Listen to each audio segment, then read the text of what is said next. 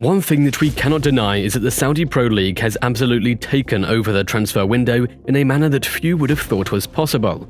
Today, the league has become a destination of choice for some of the best football players on the planet. In previous years, we have seen non-European leagues spend massive amounts of money to attract the best talent in Europe. A few years ago, the Chinese Super League did something similar, while the MLS has been doing this for a very long time. However, the MLS has changed its strategy a lot, while the Chinese Super League is no longer offering the same lucrative deals that it used to in the past. It all started with Cristiano Ronaldo and his sad breakup with Manchester United. The legendary Portuguese forward left for Al Nassr, and his arrival started something that no one expected. But is it really as unexpected as it has been made out to be? So, we shall delve deeper into the recent gains made by the Saudi Pro League and figure out why it was only a matter of time. Before we begin, make sure to smash that subscribe button and turn on your notifications so that your football appetite is always taken care of. There was a time when the Saudi League was considered a great destination for older players for one final paycheck before they retired from the game. And that was definitely the perception when Cristiano Ronaldo joined Al Nassr. The Portuguese legend arrived in Saudi Arabia at an age where he was expected to wind down his career and then canter off into the sunset. But fast forward a few months later, and it is clear that Ronaldo's arrival has only added more gloss to the league.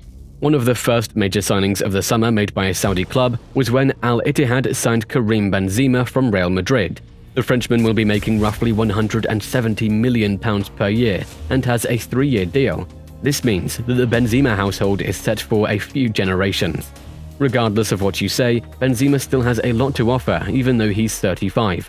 The former Real Madrid man won the Ballon d'Or only a year ago, so he's still in peak shape. His arrival definitely brings more value to the league. Robert Firmino was reportedly linked with Barcelona, but once his deal at Liverpool expired, he was enticed into signing for Al Ahly, who made him an offer the cash-strapped team from Catalonia would never be able to give. And who can blame Bobby for making a move that's probably going to be a great decision for his family? At the age of 32, N'Golo Kante still had a lot left to give to European football, but he also left Chelsea for Al Ittihad, where he'll be making a whopping £86.2 million a year.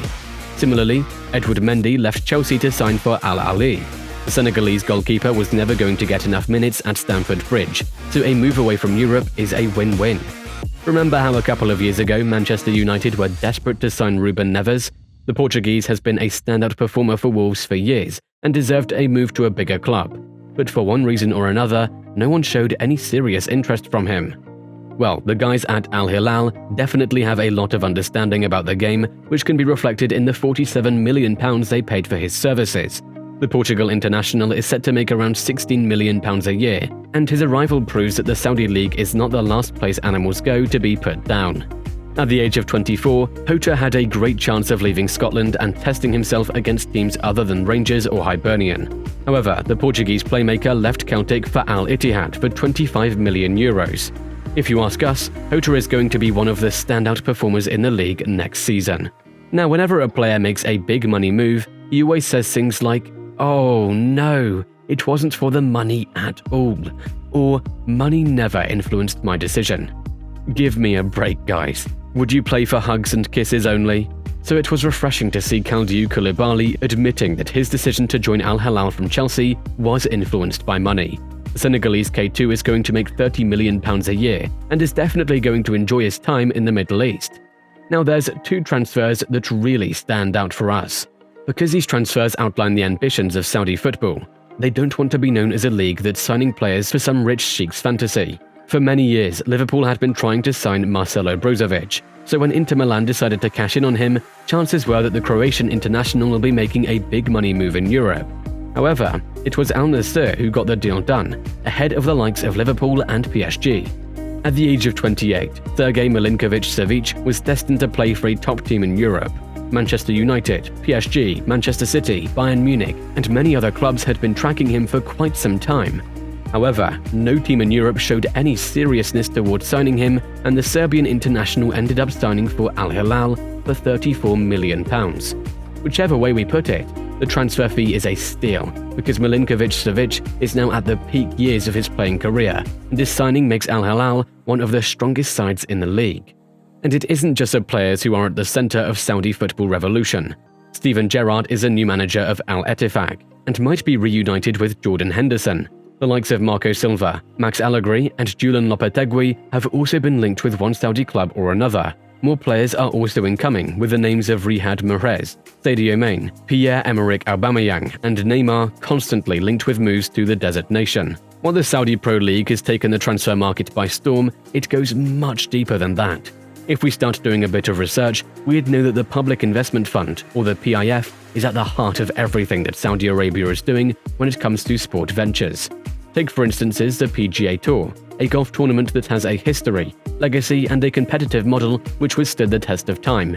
And then the Saudis started their own LIV Golf in a move that took the world of golf by storm.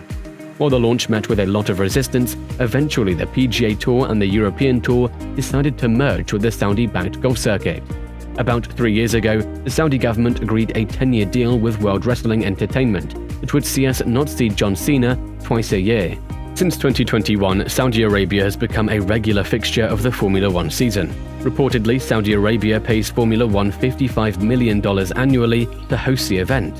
And one of these days, we're certain that American sports, such as the one where people carry an egg-shaped ball, baseball and basketball, are also going to become part of the country's ever-growing portfolio.